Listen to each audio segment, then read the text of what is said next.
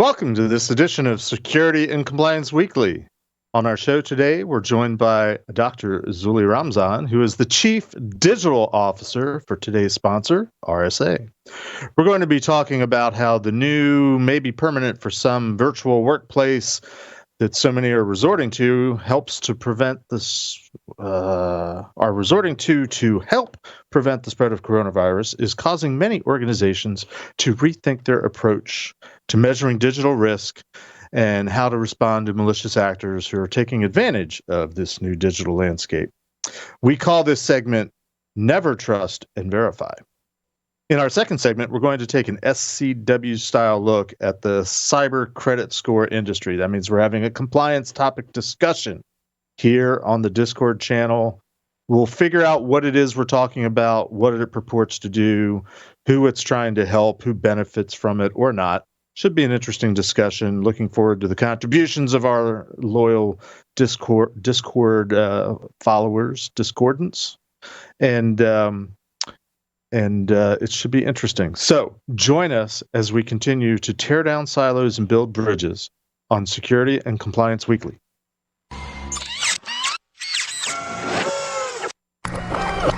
This is a Security Weekly production.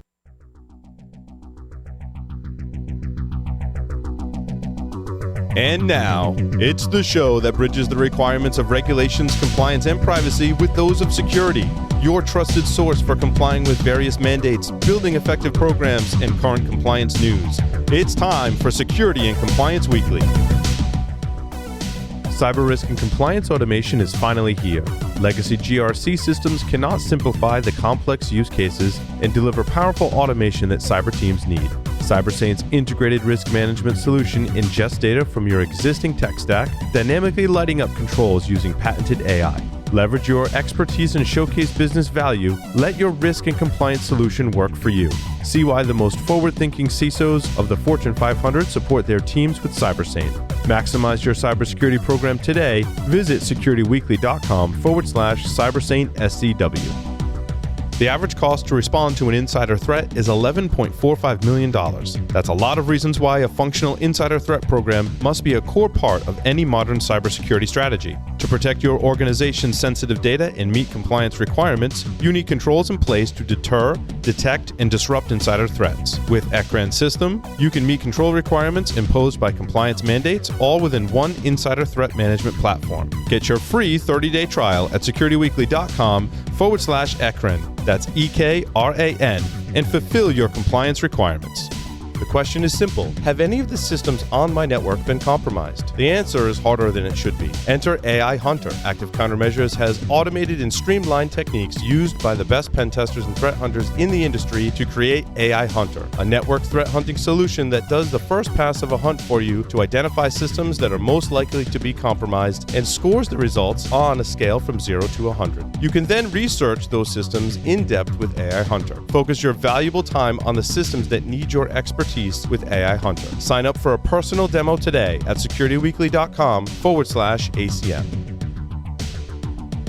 Welcome to episode 53 of Security and Compliance Weekly, recorded on November 24th, 2020. It's just 2 days before what we call in the United States Thanksgiving. I'm your host, Mr. Jeff Mann. Joining me today are my co-hosts, Mr. Scott Lyons and Mr. Josh Marpet. Gentlemen, welcome. Pleasure. Hope you're doing well. Looking forward to a few days off and hopefully finding something to give thanks for. Like we have the coolest Discord server in the universe, in my opinion. Dude, I'm catching up. I'm trying to catch up. There's like 300 new messages. It started almost 3 hours ago. Yeah, dude, I blame Jim Gilson, okay? I blame Jim Gilson for it all. No, dude, Jim is running a freaking ICS compliance class in the Discord right now. Yes.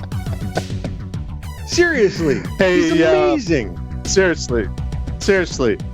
I need to give an announcement. In our upcoming webcasts and technical trainings, you will learn how to build a risk-based vulnerability management program, how to prevent phishing scams, and how to move beyond vulnerability scanning to vulnerability fixing. Visit securityweekly.com/webcast to see what we have coming up, or visit securityweekly.com/on-demand to see what we have coming down. That is previously recorded webcast. All right. So today we're joined by Dr. Zulfikar Ramzan, and I promised to make fun of him for being a Ph.D. by calling him doctor. We are joined by one of the most educated people we'll meet. So Zuli, welcome to Security and Compliance Weekly. Hey, thank you. It's good to be here. Well, we are looking forward to our discussion today because I certainly enjoyed the discussion we had on our prep call last week. Let's start off by tell us a little bit about yourself, your background, how you got into cybersecurity, and in particularly, how did you end up and what is this role you have at RSA, the Chief Digital Officer? Yeah, so, my background is I've been in cybersecurity now for about 20 plus years. I can't even count anymore, but really kind of got my start in cryptography, started doing my kind of PhD and master's work in that area. I graduated, spent some time in the industry, worked at a series of companies, Symantec, among others, left Symantec to do a startup. That startup was called Immunet. Eventually, through a series of acquisitions, I ended up at Cisco through SourceFire, and then left Cisco to do another startup called Elastica in the CASB space. That ended up through a series of acquisitions kind of to Blue Coat and then Blue Coat to Symantec. And it was almost like a deja vu all over again scenario. I kind of left during that process and joined RSA, where I've been for the last 5 years. Interestingly enough, my PhD work was done under the supervision of Ron Rivest, who's the R in RSA. So for me, RSA has been essentially like coming home. It's really been the academic family business, if you will. And for me, in the last 5 years, I've played a variety of roles. Really mostly as a CTO for the company, focusing a lot on our internal R&D and driving innovations in key areas.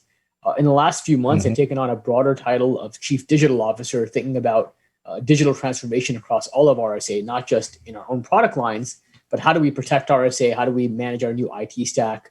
As you noted earlier, RSA just spun out and is now a separate independent company. We used to be part of Dell before. We're now independent. And we've got this amazing mandate to essentially build an IT stack from scratch and a security stack from scratch. And it's really exciting, and I'm excited about the opportunity.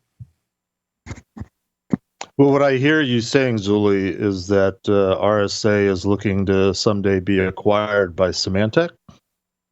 I hopefully not, as much as I like Symantec, but I think this is a company that's got just an incredible brand presence in the industry. If you think about it, RSA is the longest existing pure play cybersecurity brand on the planet. What's interesting, by the way, with RSA and Symantec is they were both founded in 1982, the same year. But Symantec, when it was first founded, I think we talked about this last time, was not focused on security. They were looking at things like compilers and utilities tools and so on and so forth. Whereas RSA always started off in the security space and has grown tremendously since then.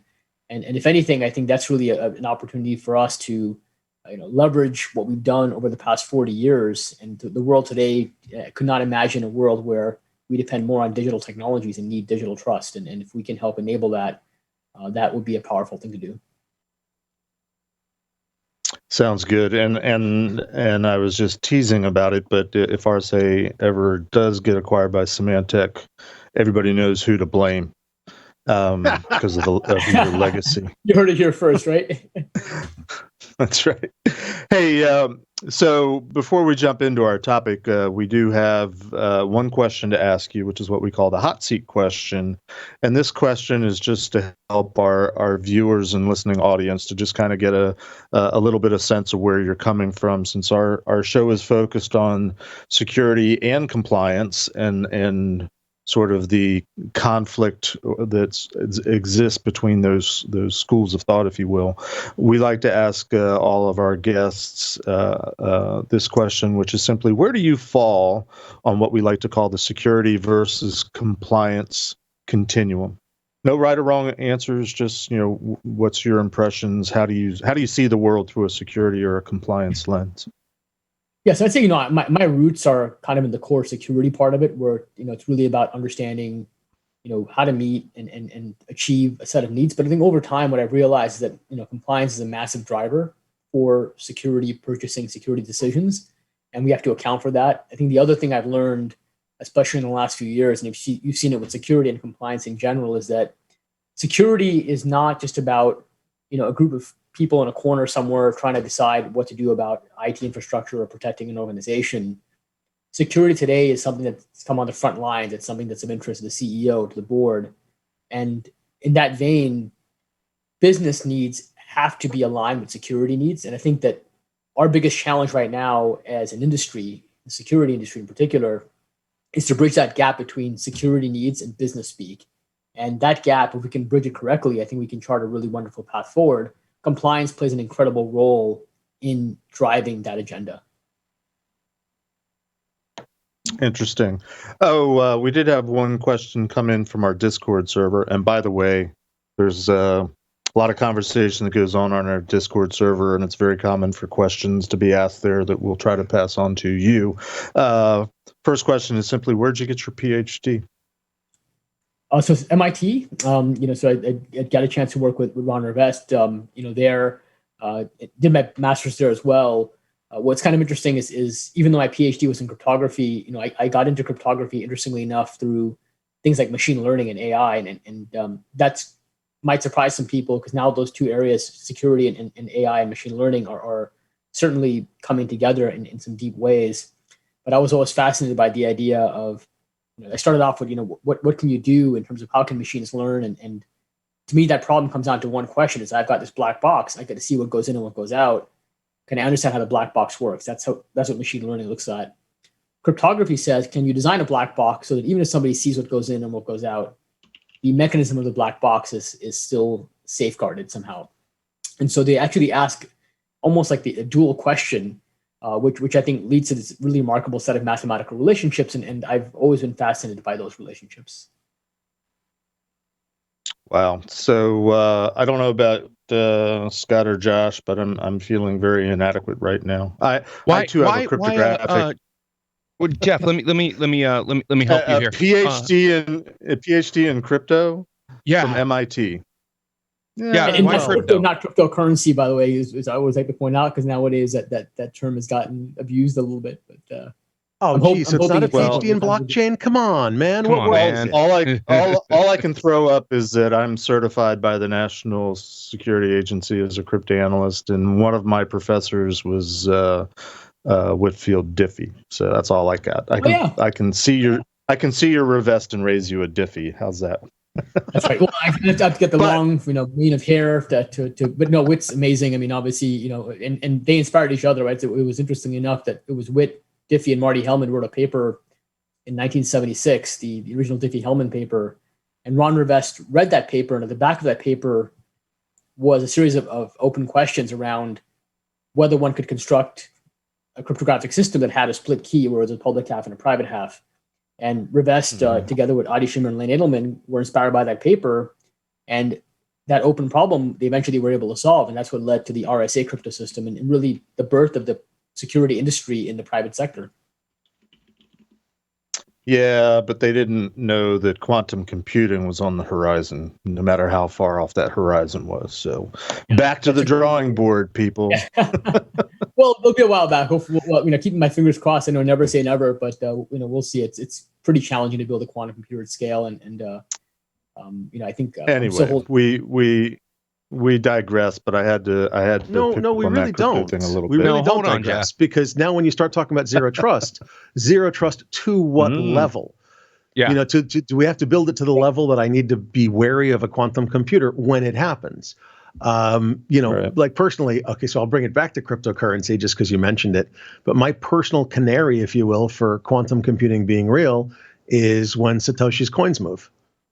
Okay. Yeah. And some of them actually did move the other day, but I think that's a different story. But if some of Satoshi's coins move, well, the private key hasn't changed. So it's sort of a static canary, if that makes sense. So what level of zero trusts sort of are there? I mean, you mentioned zero trust, but it's not a monolithic idea. There's multiple levels, aren't there?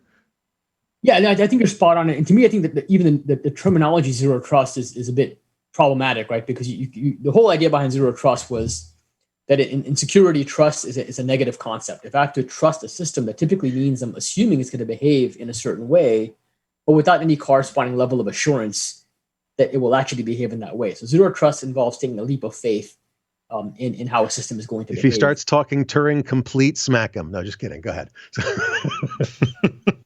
We'll get to Turing complete in a little bit. But you're right. Like at some level, and you go back to the 70s, when Ravesh Shimmer and Edelman published the RSA paper, they even talked about this idea back then of a trusted entity called a certificate authority, somebody who could effectively handle digital certificates and sort of be an intermediary. And it was understood in that paper that notion was a negative notion. You don't want to have to trust something. Now, the issue, I think you pointed out, rightfully so, is that can we ever get to the point where we reduce the trust surface to zero? And that's the goal of zero trust. We never really get there. It's a journey. We try to minimize that trust surface. And that's the well ultimate said. Aim. Wait, so you're saying zero trust won't solve all problems?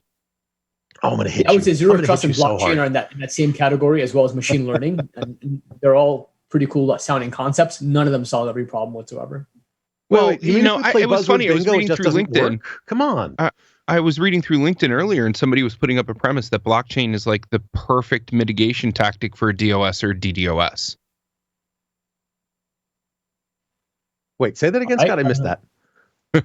I said I was reading through LinkedIn earlier, and I was looking at different articles, and somebody had made the posture, or taken the posture that blockchain is the perfect mitigation strategy for DOS, DDoS attacks.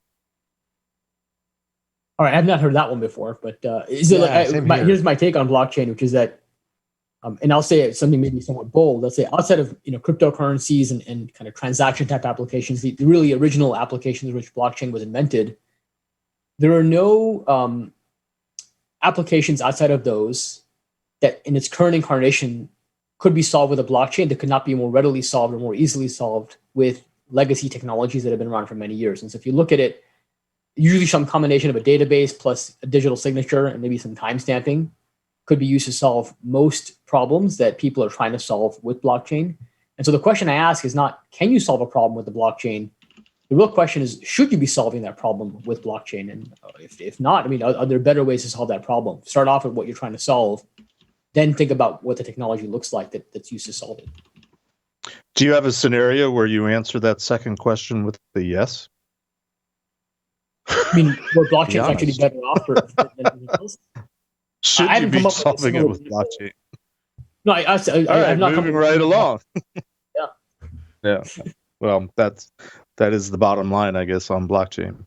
So I still feel like we're commandeering this conversation a little bit. So let me just put it to you directly. What would you like to tell us today? What would you like to share with us in terms of zero trust and some of the things that RSA is looking into?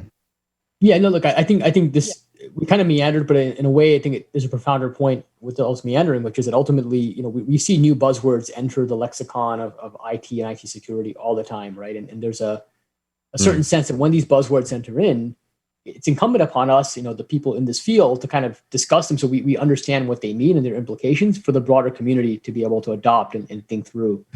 And so zero trust, is sort of the latest kind of hot buzzword. Came out in 2010 with the paper written by John Kindervag of Forrester Research.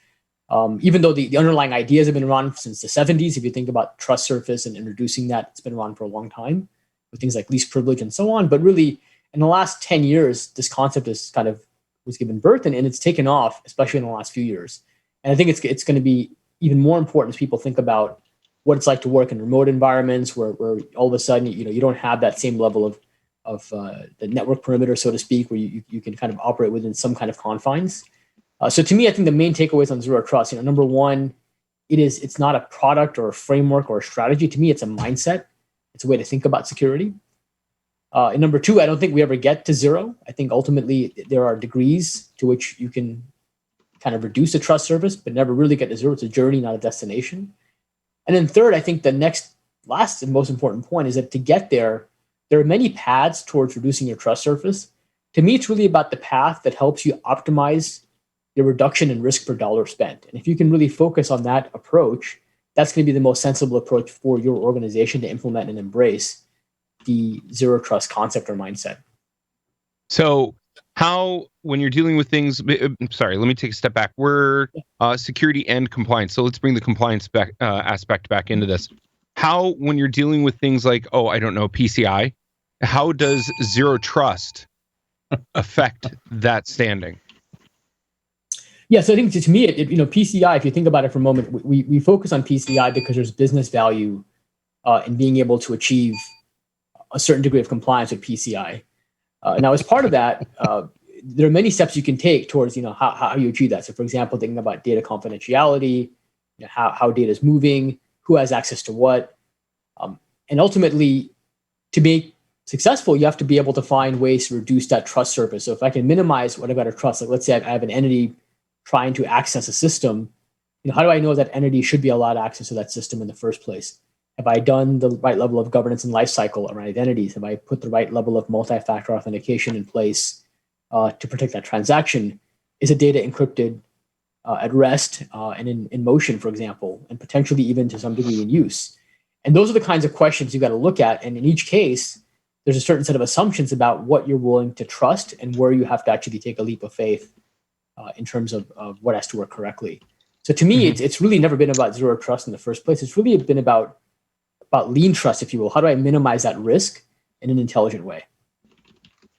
So let me pause real quick because you said the magic word PCI. Scott set me up, and when compliance comes up in terms of anything we're talking about, my mind starts working in terms of, okay, what requirements are we meeting?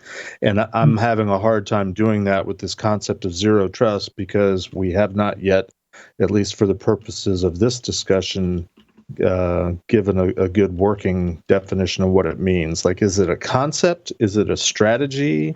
Or is it a specific set of tasks that sort of fall under, this umbrella naming convention? So if you would, please, a short working definition of what is meant or intended by the term zero trust. Right. So I think it's a right question to ask. I suspect if you ask 10 different people, you'll get 10 variations on this answer. So I'll give you my perspective on it, which is number one, I think it's a mindset. It is not a strategy. It's not a product. It's not a framework. It's a mindset. It's a way of thinking about security and trust in general. Okay. Start there. The goal is ultimately, we have a trust surface in an organization. A trust surface, these are things we trust, but typically don't have any reason to trust. We have to kind of force to trust certain items. Like, here's a system. I know nothing about it. I'm going to trust that it's going to behave in the right way. And what you want to be able to do is minimize that trust surface, minimize what needs to be trusted, with the ideal state being to get to zero. But we never really will get to zero in practice because there's so many layers of complexity in the real world that we only get to a situation where we can minimize that trust surface in a meaningful way. And so for me, zero trust is that mindset around how do I minimize that trust surface? But I think it leaves open a number of other questions, like how do we get there and what's the right approach to take and what are the sensible ways to approach zero trust? And there are other ways to get to zero trust that are really meaningless or nonsensical for your environment. And I think all of the above tend to hold. So, it's funny you say that because you opened with, sorry, Jeff, if you ask 10 people, you get 10 different definitions. We have found the exact same for the definition of pen testing, right? Yeah. Unfortunately, as we get to use these, among other things. Oh, no, that was among many. Unfortunately, as we get to use these buzzwords, listen to me, buzzwords. What did you smoke? Yeah, I know, right? As we get to use these buzzwords in multi-tenancy issues, right? True meaning becomes really muddled. Just walk with me. The true meaning becomes really muddled among a lot of people. And at the end of the day, we lose sight of what its real inception is, right? No. You used at least two words wrongly in that speech. Dear God, you're going to kill me. Look, the big That's problem kind of fun, is that Josh. We all think we know what these words mean, and none of us talk to each other about them. And things like the FAIR Institute discuss what risk is, and surprise, surprise, nobody understands risk. And people like RSA say zero trust, and surprise, surprise, everybody's got a different definition. And we looked at Red Lion looked for the word pen test, and surprise, surprise, we asked 35 or 40 people and got different definitions from most of them. All of them were professionals and experts in the pen testing field. It's a terrifying world when we can't even determine the definition of a word that we use every day in presentations to executives, technologists, staff, and everything else. So we absolutely have to get proper definitions on these words, and I think you're going after that. So please keep going. Yeah. By the way, I love. No, sorry. Go on. No. Well, I was just going to say I agree with what Josh is saying, and one of the goals of this show is to come up with definitions. And to me, it's not so much an issue of we're going to define the term and everybody's got to go with our definition. I think it's more important in the context of whatever conversation or group setting you're in to at least, if not agree on a definition, at least understand where people are coming from in terms of their definitions. So, for example, you said zero trust is more of a state of mind. It's a mindset. It's a way of thinking. That helps me to put context around the conversation around zero trust. It also makes me wonder if we shouldn't think of pen testing as a state of mind or a way of thinking, but let's push that to a side. We're going to talk about pen testing on a later episode. I want to follow up on this. The concept of zero trust, then, in terms of compliance, it sounds to me like, and I think you alluded to this earlier. When it comes to compliance is providing maybe a nudge, if you will, to get companies thinking a certain way and getting into a mindset of you just don't conduct business the way you've been conducting business. You're using technology now. You're connecting to the internet. You're in the cloud. You're doing all this, that, and the other virtually and remotely. You need to think through some things, and maybe compliance is one way of getting companies to, in theory, systematically think through some things that they should be thinking about so that they can make informed decisions. Am I on the right track, or set me straight, doctor? No, I think you are on the right track. To me, ultimately, so something like, let's say, compliance is a great example, because compliance will give you a set of things to think about. We never say compliance is holistic. It's not the only set of things to think about. But if you're not thinking about these things, you're probably missing something fairly basic. And so the goal there is at least to make sure that people are achieving at least a certain level, that they're thinking about the right kinds of issues and approaching the problem in a much more structured and intelligent way. So I'm going to go back to like a point that Johnny raised. You talked about the idea of risk, and we saw something very similar. So I had the opportunity to serve on the board of the FAIR Institute for a while. And the big thing that came up there was that we use the term risk all the time, and yet nobody really knows what it means. And when you can sit in a conversation and you'll hear the word risk used 5 times, and each time it's used differently. And in no instance is it actually aligned to what risk really should entail. But if you look at any other field, if I got on an airplane and I found out, hey, that the engineers who designed that plane didn't have a common definition of mass or velocity or acceleration or gravity, I am never going to board that plane. I mean, I would have stayed 100 feet away from it at any time. And yet in our industry, we use terms that are very foundational, but we don't really have a common set of definitions. And without that, it's very difficult to build the right foundation for all of us to be able to live in a world where we feel that we can, we can use digital technologies where they have a certain level of trustworthiness associated with them. That's exactly what I was trying to say. Right there. That's exactly it. What he said. Yeah. The doc said it correctly. I didn't get it across, It just, that's why we have doctors on the show baffling. Occasionally. Yeah. We're talking in the Discord, by the way, right now about how we may not come up with definitions either on this show or in our lifetime or whatever, but if we can make people understand the assumptions that they're ingesting along with these definitions, that they assume everybody has the same one, even if all we can do is show them here are the assumptions you're taking for granted, it's valid and worthwhile for what we're doing. So yeah, you're so spot. I mean, I think we and this happens all the time in our industry. So something new and exciting comes along. The folks who are new think of it's a panacea. They all of a sudden, will kind of double down, but without any clear North Star of what they're trying to aim for. And like when I think about zero trust, for me, one of the things that comes up all the time is that, no one technology gets you to zero. So no infinite set of technologies gets you to zero trust. No one technology will get you there at all. You have to be much more holistic if you want to reduce that trust surface. You've got to think about identity. You've got to think about governance and lifecycle of your digital identities as part of that. You've got to think about visibility into your environment. How do I know what's happening so that I can still validate remember, zero trust is like, it says never trust, always verify is this sort of key mantra. And so to always verify, you need visibility. And I'm amazed how many times I see a vendor, provide one small sliver that helps you towards zero trust, and then they put zero trust like in 38-point font on top of their marketing materials.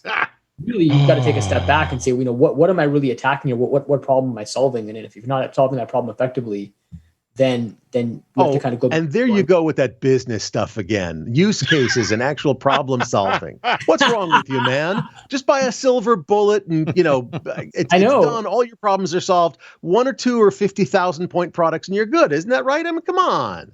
Yeah, I think 7 or 8. I mean, that's my hope, and you get a red button and you press the easy button, you're done. Exactly. Just push the big red button. What's the problem? Who needs a doctorate? Come on. No, I agree with you 100%. No, but you are saying something that's really important, which is that ultimately in our industry, one of the biggest challenges we have is that oftentimes the questions we're asked sound very simple, but they're deceptively simple. They can be very complex to answer. Like, for example, if you're presenting to a board and something happened in your organization, they may ask, okay, well, how did the threat actors get in, and what do they do when they got in, and how long have they been around, and what do they take? These are very simple questions to ask, but being able to answer them effectively, let's say in a breach context, is very difficult. Who had access to what system? Those are the kinds of things that surprisingly can be hard to answer if you don't think about those questions in advance. And I think that's where we get into troubles. We don't realize that these questions are difficult to answer, and we've got to do a lot of legwork up front to make sure we can answer them, because other people may not realize how complex they are to answer. Yeah. So these are. Yeah. Go ahead. I'm sorry. Go ahead, Jeff. Well, our time is our time is screwed up because we started late, so we are winding down on this episode. Zuli, as we had mentioned on the prep call, you're welcome to stay for the second segment, where we're going to have a discussion on cyber credit scores, where I think we're going to put a lot of what we've just discussed into action in terms of understanding a terminology, a service offering. So, please, you're welcome to stay. I encourage you to stay. Before we wrap up, though, I want to give you the floor, Zuli, for any parting thoughts, parting message, call to action. What does RSA want us to know on this topic ultimately? So first of all, I think the number one thing is that zero trust, even though the concept was introduced 10 years ago as nomenclature, the ideas have been around for decades. A lot of the vendors who've been in this space for many years already can help you get to that state where you reduce your trust surface, number one. Number two, no one product will get you there alone. You'll need a variety of capabilities. On the identity side, with MFA, you'll need governance and lifecycle. On the identity side, you'll need ways to look at your network stack and your endpoints, have that visibility across the board. Don't trust any one vendor alone or any one product alone to get you there. Look for that vendor who's got comprehensive capabilities. And ultimately, this is about a partnership model. When you talk about zero trust, it is not a one and done, it's a journey. So identify ways and people you can work with on that journey that'll be there with you every step of the way to help you evolve to the stage that you want to get to eventually. And no matter where you are on that journey, they can help you get to that next step. And that's really the main goal, I think, in security. If we can do that, if every day we can identify how we can do better the next day, then that would be, I think, a great state for us to be in the security industry. And I think we'll get towards that and help drive also our compliance needs as well. Sounds great. Well, Zuli, thank you for joining us. This has certainly been an interesting and engaging and to some degree humbling discussion. We're going to take a quick break, come back and talk cyber credit scores. Don't go away.